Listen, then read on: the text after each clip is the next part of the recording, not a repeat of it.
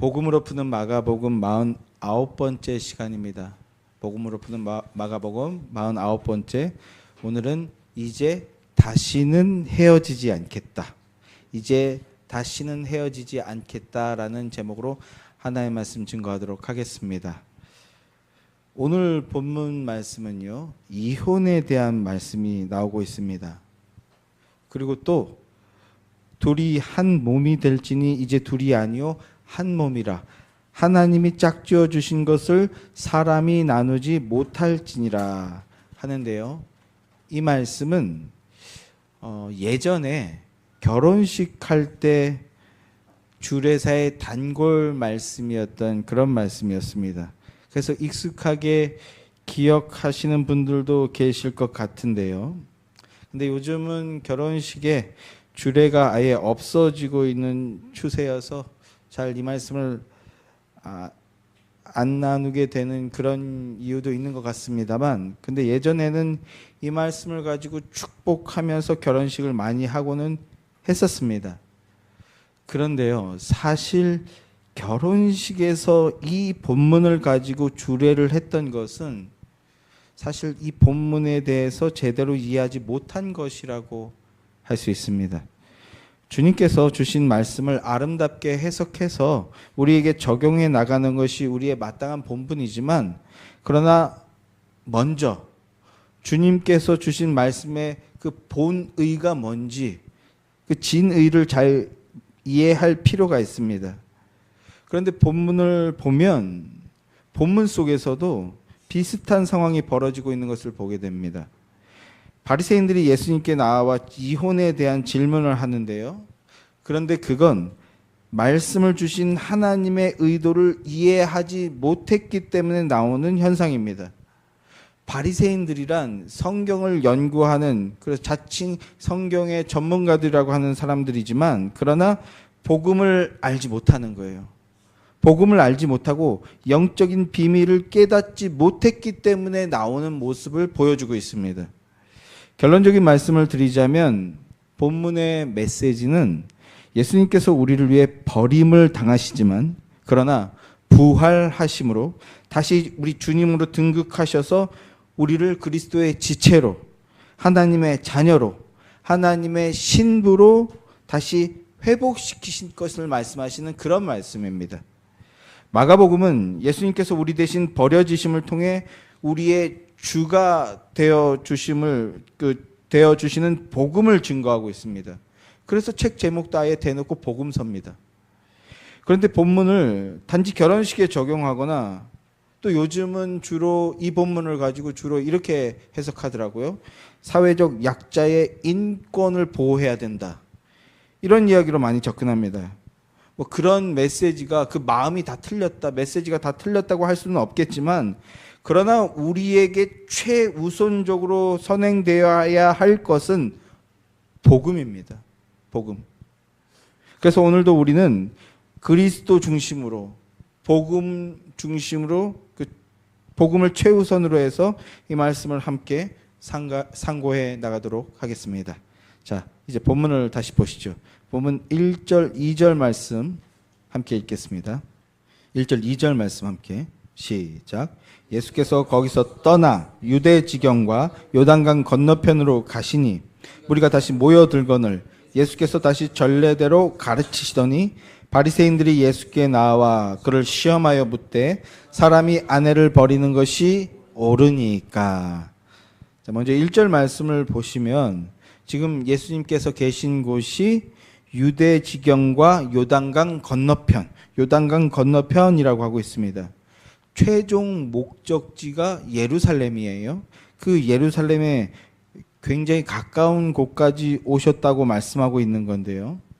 예수님은 지금 십자가를 향한 마지막 여정을 진행하고 계신 중입니다. 빌립보 가이사라에서 출발해서 갈릴리 지역을 통과하셨어요. 북쪽에서부터 아래쪽으로 내려오신 건데, 그래서 유대 지방으로 들어오셨었습니다.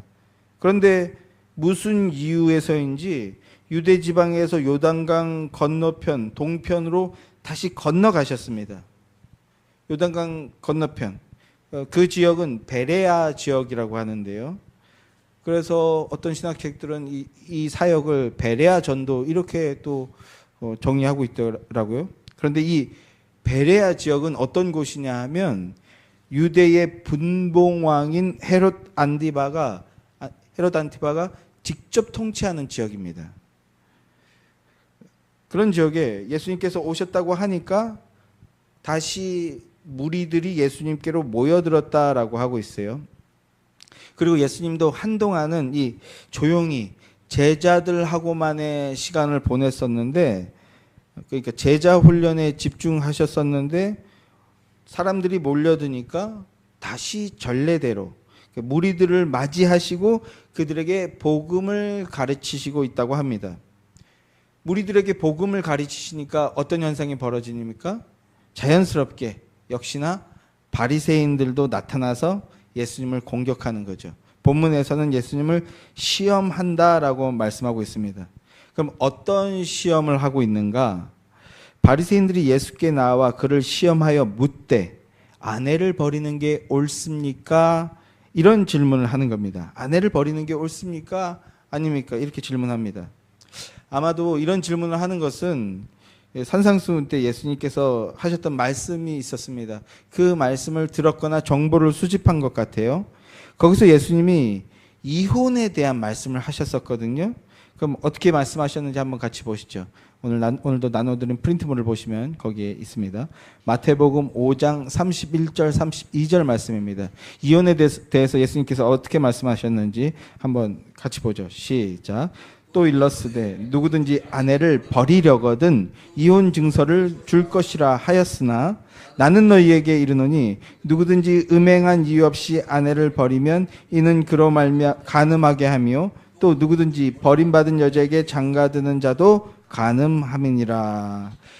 이제 이혼 증서를 줄 것이라 하였으나 전통적인 것을 얘기하는 거죠. 주님 그 구약 성경을 말씀하고 있는 건데요. 그런데 나는 너희에게 이르노니라고 하면서 그 성경과 주의 법과 조금 다른 이야기를 하시는 겁니다.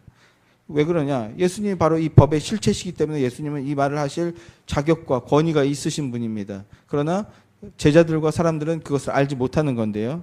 자, 바리새인들은 그래서 이 예수님의 교훈이 주장이 성경에서 좀 어긋났다고 여겼던 것 같습니다. 그래서 공격할 기회만 찾고 있었던 것일 텐데요. 그런데 지금 예수님께서 예수님께서 계신 곳이 베레아 지역이라고 말씀을 드렸어요. 그리고 이 베레아 지역은 분봉왕 헤롯이 직접 통치하는 지역이라는 말씀을 드렸습니다. 그런데 이 헤롯이 어떤 인물입니까?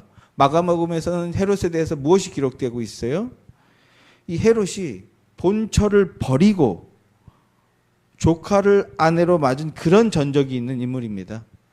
그래서 세례 요한으로부터 공개적으로 비판과 책망을 들었었어요. 그건 잘못됐다. 그건 틀렸다. 그러자 그 세례 요한을 감옥에 가두었다가 결국 목이 잘려 죽게 만든 것이 헤롯입니다. 헤롯 안티바입니다. 그 헤롯의 영토에서 아내를 버리면 간음하게 함이고 버림받은 여자에게 장가드는 것도 간음이다. 이런 말씀을 하신 예수님께 사람이 아내를 버리는 것이 옳으니까 라는 질문을 한다는 것은 뭐겠습니까? 함정을 파는 거죠. 공론화시킴으로써 함정을 파는 겁니다. 생명까지 노리는 악하고 위험천만한 그런 함정을 파고 있는 겁니다. 여러분, 인간이 이렇게 악한 존재입니다. 자기가 옳다고 여기면 자기의 뜻을 이루기 위해서 자기가 자기의 답을 확립시키기 위해서 물불을 가리지 않고 생명도 아깝게 여기지 않는 게 그런 게 인간입니다. 그러나 예수님은 저들의 그런 의중을 아시고 계십니다. 그래서 예수님이 그 질문에 어떻게 반응을 하십니까? 자, 본문 3절, 4절 말씀입니다. 함께 읽죠. 시작. 대답하여 이르시되 모세가 너희에게 어떻게 명하였느냐? 이르되 모세는 이혼 증서를 써주어 버리기를 허락하였나이다. 바리새인들이 예수님께 아내를 버리는 게 옳습니까? 그게 합당합니까? 이렇게 물으니까 예수님은 무슨 대답을 하셨습니까? 먼저 모세는 그러면 너희에게 어떻게 말했냐? 이렇게 되물으십니다. 그러자 바리새인들은 자신만만하게 모세는 말하기를 이혼 증서를 써주면 버려도 된다. 이렇게 대답했다는 겁니다. 이건 성경적인 근거가 있는 말입니다. 성경을 가지고 말하고 있는 거예요. 그러니까 자신만만한 거죠. 자, 그 근거가 신명기 24장입니다. 신명기 24장 말씀을 가지고 말씀을 한 거예요. 자, 이 말씀도 한번 보죠. 24장 1절부터 4절까지 말씀입니다. 함께 읽어보죠. 시작. 사람이 아내를 맞이하여 데려온 후에 그에게 수치되는 일이 있음을 발견하고 그를 기뻐하지 아니하면 이혼 증서를 써서 그의 손에 주고 그를 자기 집에서 내보낼 것이요. 그 여자는 그의 집에 나가서 다른 사람의 아내가 되려니와 그의 둘째 남편도 그를 미워하여 이혼 증서를 써서 그의 손에 주고 그를 자기 집에서 내보내거나 또는 그를 아내로 맞이한 둘째 남편이 죽었다 하자. 그 여자는 이미 몸이 더럽혔은즉 그를 내보낸 전 남편이 그를 다시 아내로 맞이하지 말지니 이 일은 여호와 앞에 가증한 것이라. 너는 내 하나님 여호와께서 내게 기업으로 주시는 땅을 범죄하게 하지 말지니라. 자, 보시면 아내가 수치스러운 일을 행했다면 이렇게 얘기하고 있어요. 이를테면 그 간음을 했다거나 이런 음행을 저질렀다면 이혼 증서를 써주라는 것입니다. 이 말씀은 하나님이 주신 말씀이에요. 하나님이 주신 말씀인데 그러나 하나님께서 그러면 이런 음란이나 방종을 허용하거나 방치하시는 그런 말씀을 하셨나 이렇게 오해할 수 있지만 지금 바리새인들은 그리고 유대인들은 이걸 그렇게 받아들인 겁니다. 그러나 그런 말씀이 아닙니다. 당연히 아니에요. 오히려 억압 속에 있는 이들과 그리고 범죄할 수밖에 없는 인생들에게 일시적이지만 호의를 베풀어 주시는 그런 말씀입니다. 유대 사회에서는요, 간음하다가 잡히면 어떤 일이 벌어집니까? 그래서 요한복음 8장에서는 그런 말씀이 나오고 있잖아요. 간음하다가 현장에서 잡히면 어떻게 됩니까? 율법에 따라 돌로 쳐 죽여야 됩니다. 돌로 쳐 죽이는 거예요. 왜요? 죄값은 사망이기 때문입니다. 이게 다 율법에 나와 있는 말씀이에요. 그런데 하나님께서 법으로 이걸 주셨는데 사실은 그렇게 법을 주신 의도를 하나도 이해를 못하고 있기 때문에 유대인들이 그런 일들을 막 자행하고 있었던 건데, 그런데 죽이지 말고 그러면 이혼 증서를 써주라는 겁니다. 이혼 증서를 써줌으로 수치를 행한 여인을 살려주려는 법이 바로 이 24장 말씀인 겁니다. 그러니까 사실은 자비를 베풀게 하는 규례인 거예요.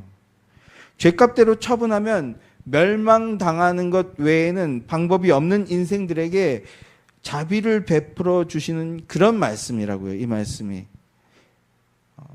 결론적인 얘기가 되겠지만 이 말씀이 교회와 여러분들에게도 적용되는 말씀이라는 것을 기억하셨으면 좋겠습니다. 자, 그런데 바리새인들은 하나님의 이런 그 마음과 그 뜻을 전혀 헤아리지 못하고 있는 겁니다. 유대인들이 다 그렇게 하고 있었어요. 율법을 근거로 판단하며 대답하고 실행하고 있지만 그 율법의 참 의미가 뭔지, 하나님의 마음이 뭔지 전혀 이해하지 못하고 있어요. 인간의 불가능성을 지금 보여주고 있는 건데요. 본문을 다시 한번 보시면 3절에서 예수님은 모세가 너희에게 어떻게 명했느냐 이렇게 명령에 대해서 물으십니다. 그런데 바리새인들은요, 모세가 허락한 것, 즉 허용한 것이라는 표현, 허락이라는 표현을 쓰고 있어요. 마치 명령처럼 말하고 있는 것을 보게 됩니다. 말씀을 교묘하게 비틀고 있는 겁니다. 모세는 이혼을 법으로 명령한 적이 없습니다. 이혼해라 이렇게 법으로 공식적으로 명령한 적이 없어요. 그저 현실에는 이혼할 수밖에 없는 상황도 있음을 인정하며 그것을 허락하면서 그러나 이혼하게 된다 해도 그때 어떻게 해야 되는지 그리스도의 자비 안에서 그것을 행할 수 있도록 그런 지침을 준 것뿐입니다. 이혼하지 마. 결혼 생활을 똑바로 해라는 걸 전제로 두고 있는 그런 말씀인 겁니다. 그러나 유대인들은 이 말씀을 전혀 그 의도대로 받지 않고 자기 멋대로 해석하여 적용하는 겁니다. 그래서 당시 유대 사회에는 이 이혼 문제에 대한 해석이 크게 두 갈래로 나뉘어져 있습니다. 첫째가 그 삼마이 학파라고 하는데, 이 삼마이 학파는 이 수치되는 일이라는 말을 음행에 관한 문제로만 해석했습니다. 그래서 음행에 문제가 있을 때만 이혼할 수 있다, 이렇게 주장하는 게 삼마이 학파였어요. 그리고 또 하나는 힐렐 학파라고 하는데, 그들은 수치되는 일이라는 이 말을 굉장히 넓게 해석했습니다. 자유롭게 해석했어요. 그래서 여자가 밥을 하다가 밥을 태우는 것도 수치스러운 일이다. 갑자기 우리 여성도님들 표정이 좀 안 좋으신데요. 또 몸매가 망가지거나 머릿결이 나빠지는 것, 이것도 수치스러운 일이다. 남편 망신 주잖아요. 또 목소리가 갈라지거나 얼굴이 못생겨도 수치되는 일이라고 생각했습니다. 이게 뭡니까? 남편의 눈에 거슬리면 그게 수치되는 일이고, 그래서 그게 이혼 사유가 되어버리는 겁니다. 여자 입장에서는 굉장히 억울하고 분통 터지는 상황이죠. 그럼 이 유대 사람들은 삼마이 학파를 따랐을까요? 힐렐 학파를 따랐을까요? 네. 이건 뭐 고민해 보지 않아도 어느 쪽으로 기울었을지 자연스럽게 이해가 됩니다. 그리고 오늘날 그 이슬람교의 모습을 보면요, 이런 모습들이 고스란히 드러나고 있죠. 동일하게 드러나고 있죠. 특별히 성부 하나님에 대한 해석이 그르게 될 때, 잘못된 해석으로 빠지게 될 때 이런 그 포갑적이고 이런 억압적인 모습들이 나타나게 되는데요. 그래서 당시의 여자들은 굉장히 억울하고 분통 터지는 일들이 연속적으로 일어나고 있었습니다. 그런데 유대법은요, 남편이 머리이기 때문에 이 머리가 뭔지도 이해를 못하는 거예요. 근데 남편이 머리이기 때문에 그래서 남편만이 이혼 문제를 제기하고 실행할 수 있다, 이렇게 생각하고 있었습니다. 그래서 이 조문을 가지고 남자들이 아내가 자기 마음에 들지 않으면 이혼을 선언할 수 있고, 남편이 이혼 선언을 하면 여자는 무조건 받아들여야 되는 거예요. 무조건 내쫓김을 당해야 되는 그런 상황이었던 겁니다. 하지만 하나님께서 주신 이혼 규례는 그런 뜻이 아니었다고요. 하나님의 뜻은 본래 그런 뜻이 아니었습니다. 죄악 세상에서 약자를 최소한으로도 보호하기 위한 임시적 장치로 주신 그런 말씀이었습니다. 돌로 쳐 죽여야 할 죄인을 자비로 살려두는 그런 장치였다고 말씀드렸죠. 여기서 무엇보다 중요한 것은요, 이 율법이 무엇을 가리키고 있는가 하는 것입니다. 율법이 가리키는 게 뭐냐? 모든 율법은 우리를 구원하시고 우리를 살려주시는 메시아에 대한 계시이자 예언이었어요.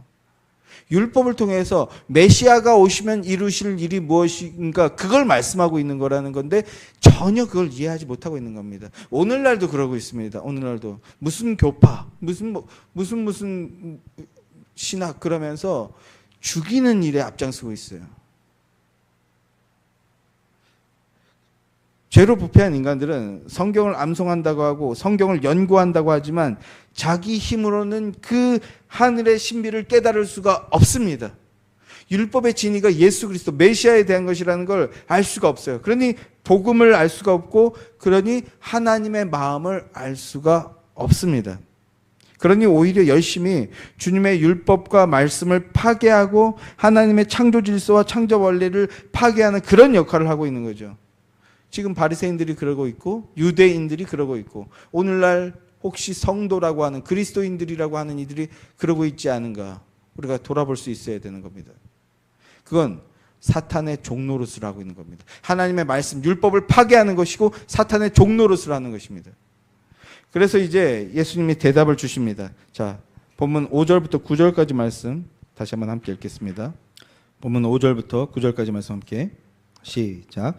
예수께서 그들에게 이르시되 너희 마음이 완악함으로 말미암아 이 명령이 기록되었거니와 창조 때로부터 사람을 남자와 여자로 지으셨으니 이러므로 사람이 그 부모를 떠나서 그들이 한 몸이 될지니라. 이러한즉 이제 둘이 아니요 한 몸이니. 그러므로 하나님이 짝지어 주신 것을 사람이 나누지 못할지니라 하시더라. 자, 이제 예수님께서 하나님의 본래 뜻이 무엇이었는지 설명해 주시는데요. 먼저 모세가 그 이혼을 허락한 그 법은 왜 주셨는지 아느냐? 너희 마음이 완악했기 때문이다. 이렇게 말씀하십니다. 너희 마음이 완악해서 이혼을 허락해 줄 수밖에 없었다. 이렇게 말씀하고 있어요. 마음이 완악하다는 것은요, 뭡니까? 자신들의 마음과 생각을 답으로 여기고 있는 상태입니다. 내 생각이 맞다. 이게 정답이다. 자신의 생각이나 욕구를 답으로 여기고 있으니까 하나님의 말씀을 따르는 것 같이 하지만 그러나 실상은 하나님을 거역하는 자들이라는 겁니다. 말씀 안에 있는 것 같지만 말씀을 이용할 뿐이라고요. 그게 이스라엘 백성들의 영적 상태였고 마음의 상태가 바로 그러했다라는 걸 지금 예수님께서 폭로해 주고 계신 겁니다. 여러분 어떠십니까?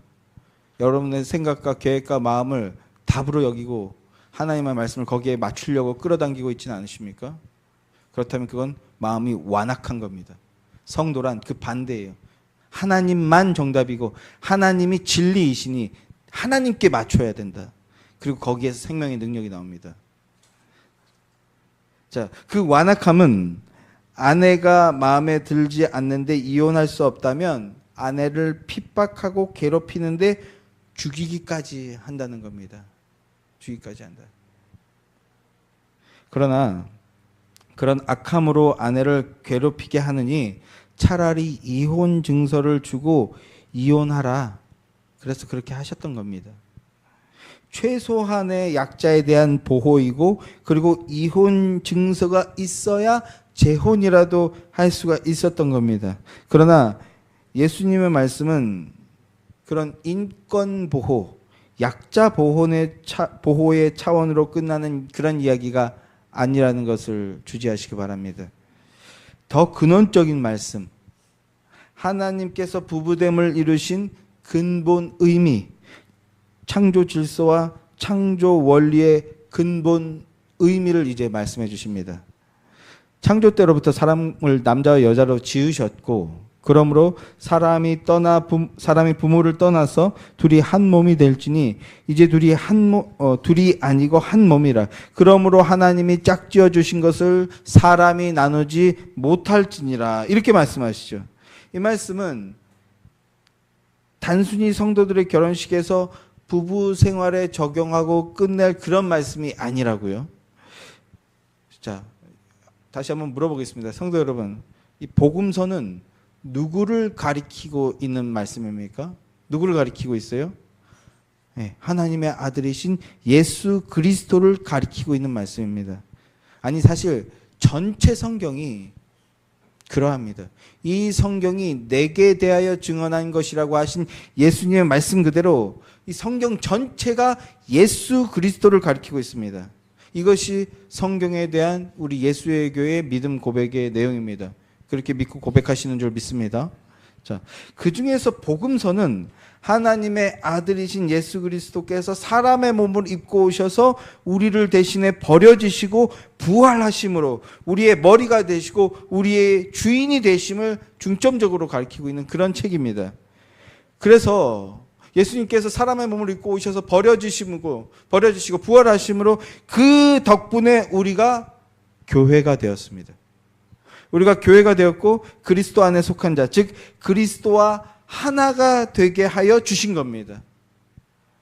지금 예수님께서 창세기의 말씀을 인용하셨어요. 창세기 1장 2장의 내용들을 인용하신 건데 창세기의 말씀을 인용하시면서 부부됨, 한몸됨의 의미를 말씀하고 계신데 그 말씀은 하나님께서 우리를 저와 여러분을 그리스도와 짝지어서 한 몸으로 만들어 버리셨다는 그 복음 진리를 말씀하고 계신 겁니다. 신부란 단순히 그 당시에 억압받던 여자, 고통받던 어떤 약자 이런 얘기로 끝나는 것이 아니라 그렇게 적용할 수는 있지만 그게 아니라 신부, 여자는 누굽니까? 저와 여러분입니다. 성경은 그렇게 말하고 있습니다. 전체 성경은. 그리스도와 짝지어 한 몸으로 만들었다. 지금 그 복음의 진리를 얘기해 주고 계십니다. 구약 때 이혼 증서를 쓰게 했다는 것은요, 돌로 쳐 죽여야 될 여자를 살려주게 하는 자비의 법이었어요. 그런데 전체 성경으로 보았을 때 이 여자의 의미와 그리고 부부됨의 그 의미는 바로 죄인인 우리를 이야기하는 겁니다. 저와 여러분 이야기하는 겁니다. 자, 보시죠. 에베소서 5장 31절 32절 말씀 함께 보겠습니다. 함께 시작. 그러므로 사람이 부모를 떠나 그의 아내와 합하여 그들이 한 육체가 될지니 이 비밀이 크도다. 나는 그리스도와 교회에 대하여 말하노라. 자, 31절 말씀은 창세기 2장 24절 말씀인데요. 지금 사도 바울이 그대로 인용하고 있습니다. 예수님께서도 이 창세기 2장 21절 말씀을 인용하신 건데요. 그래서 그 말이 무엇을 말하고 있는 것인지 그 진리에 대해서 설명해 주는 게 32절 말씀인데, 하나님께서 인류의 첫사람을 통해서 부부됨을 이루는 것을 보여주셨는데, 아담과 하와를 창조하셔서 그들을 부부로 만드셨는데, 그래서 떠나보내셨는데, 그 의미가 무엇이냐? 그리스도와 교회에 대한 말씀이었다고요. 그리스도와 교회. 교회는, 성도는 그리스도의 짝으로서 한 몸을 이루는 그런 존재라는 걸 말씀하고 있는 겁니다. 그래서 최초의 가정은 그것이 교회이자 하나님의 나라였던 겁니다. 그러니까 성도 여러분, 성도가 가정을 이루는 것은요, 선택사항이 아닙니다. 당연한 본무입니다. 왜 본무입니까? 그리스도 안에 속한 자로서 하나님과의 연합을 더욱 공고히 이루고, 그리고 하나님의 나라를 이 땅에서부터 누리기 위해서 가정을 이루어야 되는 겁니다. 결혼이란, 제가 지난 수련회 때 결혼에 대한 말씀을 간략하게 말씀을 드렸는데, 우리가 아직도 1000년 전의 언어인 장가도 얘기하고, 그리고 500년 전의 언어인 시집도 아직도 얘기하는데, 그런데 결혼은 조금 의미가 다르다고요. 그런데 이 결혼을 유교주의처럼 남자가 하늘이 되어서 가정에서 군림하며 자기의 뜻을 펼치기 위한 그런 도구입니까? 아니라는 겁니다. 그게 유교 사상에서 나온 폐해입니다. 또 오늘날은요, 페미니즘처럼 여성 인권, 여성 권리를 회복하고 여성의 참 권리를 주창하기 위한, 그러면서 안락한 생활을 누리기 위한 그런 도구이겠습니까? 아니라는 겁니다. 이것도 잘못됐습니다. 지금 세상에는 점점 더 많은 사람들이 이런 육신적인 원리와 사상에 오염되어져 가고 있어요. 남들이 그렇게 하니까 그게 맞나 보다. 여기 뭐 언론이나 미디어에서 그렇게 말하니까 그게 맞나 보다 하고 맹목적으로 따라가는데 아니라는 겁니다. 왜 그렇습니까? 우리는 복음이 있기 때문에 아니라고 생각하고 말할 수 있는 겁니다. 결혼과 가정을 이루는 것은 그럼 뭡니까? 하나님 안에 서는 겁니다. 내가 하나님 안에서 세워지는 거예요. 하나님의 통치 아래서 하나님의 뜻을 이루어 나가는 게 바로 결혼이자 가정입니다. 이게 엄청 감동적이면서도 두렵기도 한 말씀이죠. 하나님의 임재 속에서 더욱 깊은 은혜를 맛보는 것이 가정이라는 겁니다. 천국이란 이런 곳이구나라고 누리기 위해서 분투해야 되는 곳이라고요. 영원한 하나님 나라를 향해 나아가게 하는 도구가 바로 결혼이자 가정입니다. 사랑하는 성도 여러분, 이 진리로 믿음을 세우시기 바랍니다. 그리고 이 진리로 가정을 세우시는 여러분들이 되기를 간절히 소망합니다. 창조의 원리와 창조의 질서를 믿으며 사명이라고 믿고 고백하며 순종하는 복된 자들이 되시기를 주님의 이름으로 축원합니다.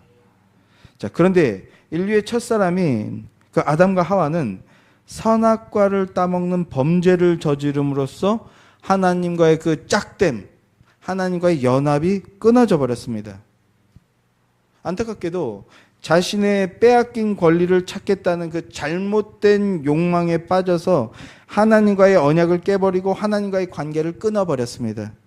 그런데 호기롭게 그 관계를 끊어버렸는데 그 결과가 무엇이었습니까? 하나님과의 연결이 끊어짐으로 영생에서 이탈되어져 버려서 사망의 존재로 전락해 버렸습니다. 영원한 멸망의 존재가 되어져 버렸어요. 분명히 첫 그림은 그들이 그렸던 첫 그림은 자기가 하나님을 버리는 거였는데, 근데 그 결과가 어땠다고요? 자기가 버림을 받게 되는 거였습니다. 그게 인류의 실존입니다.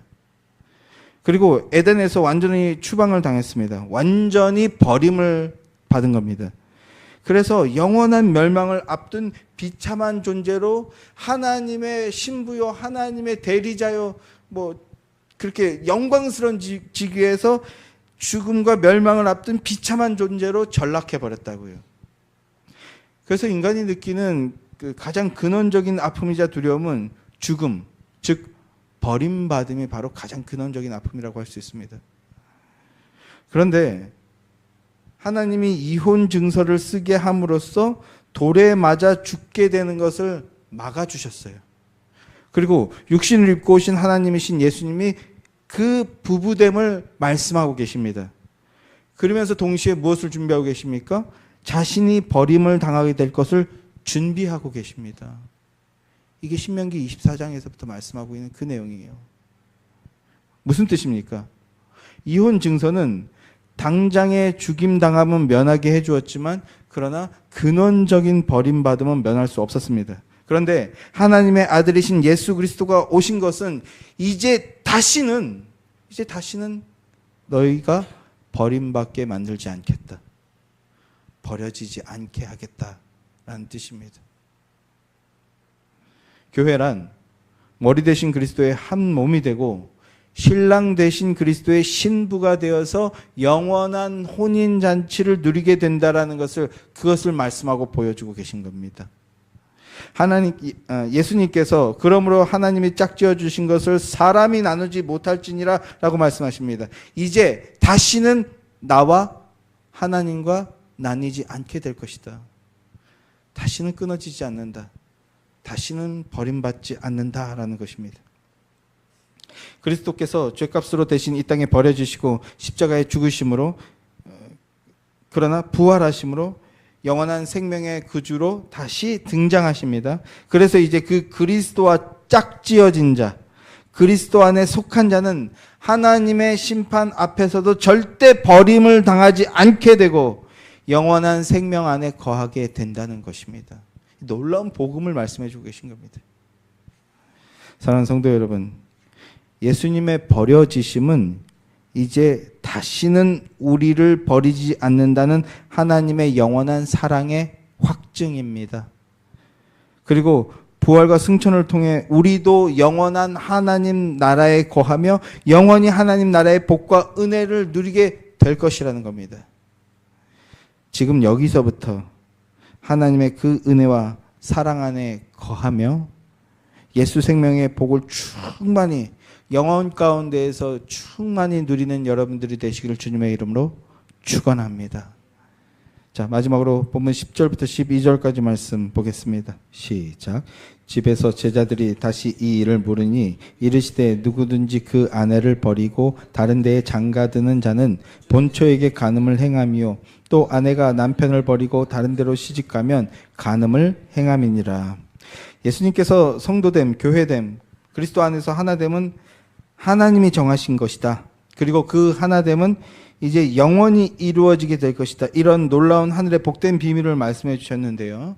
자, 이것이 그러니까 오늘 본문 말씀은 성도가 결혼 생활을 어떻게 해야 되느냐 이런 그 실제 적용에 대한 말씀은 아니지만 하나님의 부부됨의 이 원리를 깨닫고 나면 이제 어떻게 적용해야 되는지 깨닫게 되는 것이죠. 자, 그런데 바리새인들은 성경을 연구하고 성경의 전문가라고 자처하는 자들이지만 그러나 이 복된 비밀을 알아듣지 못했습니다. 깨닫지 못해요. 왜 그렇습니까? 자신들이 정답이라고 붙들고 있기 때문입니다. 먼저 그게 깨어져야 됩니다. 그런데 안타까운 게 예수님의 제자들도 알아듣지 못했습니다. 그래서 또다시 집에 와서 예수님 아까 하신 말씀은 무슨 뜻입니까? 하고 그 의미가 뭔지 묻고 있는 겁니다. 근데 마가복음은요, 그 표현을 좀 완곡하게 표현하고 넘어갔어요. 그러나 병행 구절인 마태복음 19장을 보게 되면 제자들이 이렇게 말하는 것을 보게 됩니다. 19장 10절 말씀을 보면 제자들이 이르되 만일 사람이 아내에게 이같이 할진대 그러면 장가들지 않는 게 좋겠나이다. 이렇게 말하고 있습니다. 예수님 말씀을 자세히 들어보니까 이거 너무 억울한데? 그럼 장가들지 않는 게 좋겠는데요? 이렇게 얘기하고 있다고요. 힐렐 학파든 삼마이 학파든 그동안 해오던 전통적인 방식대로 자기들이 하던 대로 하지 못하는 거라면 아예 그까지 결혼 안 하는 게 좋겠다. 이런 말을 해요. 자기가 하던 대로 자기에게 유익을 주던 것을 포기해야 되는 거면 그럼 나 안 하겠다. 때려치우겠다. 이렇게 지극히 육신적인 푸념을 협박처럼 늘어놓고 있는 게 제자들의 모습이었다는 겁니다. 자, 이런 제자들의 말을 직접 들으시는 예수님의 심정은 어떠셨을까요? 그러나 지극히 육신의 원리와 육신의 만족을 따르는 그 인생들이, 그 제자들이 결국은 하나님 나라의 증인으로 변화되어서 영광된 하나님 나라의 증거자들이 되었습니다. 예수님도 육신을 입었기에 고난과 고통을 느끼시지만 인내하시는 것이죠. 성도의 견인, 오래 참고 인내하시는 겁니다. 그래서 그 작정과 소망을 가지고 다시 찬찬히 말씀해 주시는 겁니다. 누구든지 아내를 버리고 다른 데 장가드는 자는 간음을 행하는 것이라. 그리고 남자만 그런 것이 아닙니다. 또 아내가 남편을 버리고 다른 데로 시집가면 그것도 간음을 행하는 것이다. 자, 이 말씀은요, 단순히 생활 윤리를 말씀하는 게 아닙니다. 성도는 주님 말씀에서 그런 삶의 적용의 원리들을 뽑게 되지만, 그러나 복음을 놓친 채 그렇게 육신의 원리로만 말씀을 받게 되면 반드시 길을 잃게 되고 성도의 능력도 반드시 잃게 된다는 겁니다. 우선 복음을 듣고 복음을 먼저 붙들어야 하는 겁니다. 그러면 성령님께서 복음의 능력으로 살아갈 수 있는 생명의 지혜를 저와 여러분에게도 주실 것입니다. 자, 그러니 복음을 붙드십시다. 주님은 음행한 연고 외에는 아내를 버릴 수 없다 말씀하셨습니다. 이 말은 첫사람 아담과 하와가 하나님께 음행한 자와 같다는 뜻입니다. 그들이 한 게 음행이다. 그래서 호세아서에서도 음녀를 아내로 맞아들이지만 그 음녀가 누굽니까? 바로 우리 성도를 나타내고 있었던 겁니다. 자. 그런데요, 오늘날 우리의 세상이 어떻습니까? 이 세상은요, 지금 성적인 타락과 문란함이 아주 극심한 상태가 돼서, 죄송스럽습니다만 제가 청소년기와 청년기를 지내던 시기, 또 우리 권사님이 젊었던 시기와 완전히 다른 세상이 됐어요.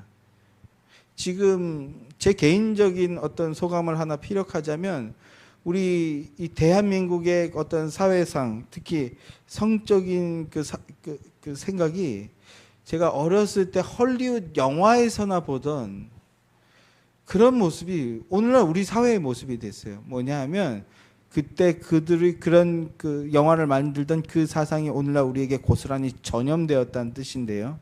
어쨌든 성적인 문란함과 타락이 마치 새로운 사회의 어떤 보편적인 룰인 양 그렇게 너스레를 떨고 있는 그런 시대가 됐다는 겁니다.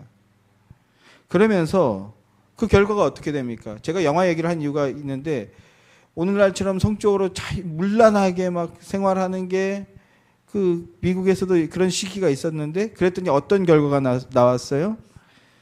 이 가정의 이혼율이 폭발해 버려서 가정이 깨지고 사회가 무너지는 그런 시기를 그 선진국도 다 지나갔습니다. 근데 그 결과를 보지 못하는 그런 모습이 너무나 안타까워요. 자, 그래서 우리도 가정의 이혼율과 가정이 파괴되는 일들이 급증해 나가고 있습니다. 공중권세 잡은 자, 악한 영의 역사가 너무나 막강하게 지금 역사하고 있는데, 그럼에도 점점 더 자신의 육신의 편리와 욕구만 추구하는 그런 가정이 마치 좋은 가정이냐, 그런 사회로 번지고 있다는 겁니다. 그러면서 내 육신과 어떤 내 욕구에 문제가 되면 어떻게 해요? 다들 어떻게 조언합니까? 찢어져, 버려, 깨버려, 이렇게 얘기하고 있다고요. 물질의 빈곤함이나 정서의 어려움을 겪게 된다면 기꺼이 가정을 깨고 찢는 게 마땅하다는 듯한 그런 문화가, 그런 분위기가 점점 더 만연하고 있는 그런 시대 가운데 있다는 겁니다. 거기다 또 지금 정부는요, 남녀가 꼭 결혼을 통해 가정을 이루는 것이 아니라 그 외에 다양한 방법을 통해 가정을 이루는 것을 법으로 보장해 주겠다는 그런 방법론을 제시하고 있습니다. 심지어 남녀뿐만이 아닙니다. 여기가 포인트예요. 남녀뿐만이 아니라 남도, 여도, 또 다양한 불륜도 그들도 하나의 가정 시스템으로 허용하고 그래서 인정해주고 보장해주는 그런 방법론을 지금 제시하고 있어요. 굉장히 위험합니다. 걷잡을 수 없이 무너질 겁니다. 그런데 성도 여러분, 지금 이런 문제들은 오직 그리스도 안에 속한 자, 성도만이 문제라고 여기는 문제입니다. 지금 얘기한 것들을 혹시 여러분도 심각한 문제라고 여기고 계십니까? 그런데 그러시면 다행이고 반가운 얘기죠. 그게 성도됨입니다. 근데 세상은요, 저의 이런 말을 억압한다, 편협하다, 이렇게 생각합니다. 그래서 최근 한 유명한 변증가가 목숨을 잃게 됐죠. 그가 한 일은 가정을 지켜야 된다. 가정은 하나님이 주신 거다. 오늘 제가 설교한 내용들 말하고 다니는 겁니다. 가정은 하나님이 주신 것이다. 이 가정을 지켜야 된다. 그래서 전 세계로 돌아다니며 토론하고 다닌 것밖에 없었습니다. 그런데 오늘 새벽, 어제 저녁인가요? 뉴스를 보니까 그 살해범이 잡혔는데 역시나 동성연애자더라고요. 자신의 남자가 이번에 성전환 수술을 앞두고 있었는데 계속해서 그게 잘못됐다, 문제다, 위험하다, 이런 얘기를 하니까 걷잡을 수 없는 분노감에 휩싸여서 결국 사람을 죽이는 일을 벌였더라고요. 다시 돌아와서요. 지금 제가 드린 말씀은 오직 그리스도 안에 있는 자만 옳음이 무엇인지 알기에 문제라고 여기게 되는 것들입니다. 그러면 성도들은 이런 것을 왜 문제시합니까? 자유라는 이름의 성적인 타락이나 가정의 파괴는 이겁니다. 하나님 나라를 파괴하는 겁니다. 하나님 나라를 파괴하기 위한 도전이 지금 도처에서 일어나고 있는 겁니다. 그래서 예수님도 신명기의 말씀, 이혼 증서를 쓰게 한 것은 그건 너희의 마음이 완악하기 때문이다. 그래서 잠시라도 멈추라고 그렇게 하신 것이다. 이렇게 말씀하셨던 겁니다. 여러분 기억하십시오. 예수님은 우리를 위해 자기 생명을 버리려고 이 땅에 오셨습니다. 그 생명 안으로 들어갈 때 참 생명에서 나오는 은혜와 능력과 기쁨과 평강을 누리게 됩니다. 그게 구원의 능력이고 성도가 누리는 복입니다. 그 안에서 진정한 사랑으로 나아갈 수 있게 되는 거예요. 예수님은 그렇게 우리를 위해 친히 11조가 되신 겁니다. 11조가 되셨다는 것은요, 나눔이 되었다는 의미입니다. 이 말을 다른 표현으로 하면 연보라고 합니다. 버린다. 내가 너를 위해 기꺼이 내어 버린다. 값없이 나누어주고 구워주고 베풀어준다라는 겁니다. 이건 여러분 돈, 물질 이야기만 하는 게 아닙니다. 우리도 봉헌이라고도 하는데 연보라고도 하기도 하고 또 11조라고도 하기도 11조라는 표현도 쓰는데 그건 물질만 얘기하는 게 아니라고요. 돈 얘기하는 게 아니라고요. 오히려 이를테면 시간과 마음과 정성을 구워주고 나눠주고 베풀어줘라. 누군가를 아끼고 내가 받은 하나님께 받은 그 사랑처럼 사랑하고 아끼고 나누어라. 이게 연보라고요. 하나님의 아들이 버려지심으로 우리가 얻게 된 이 생명의 은혜가 너무나 큽니다. 그 큰 은혜를 성도는 아는 거예요. 그래서 예수님처럼 예수님을 따라 값없이 때로는 알아주지 않는 상황이 있을 수도 있어요. 그때도 아낌없이 나누어주고 흘려보내주는 겁니다.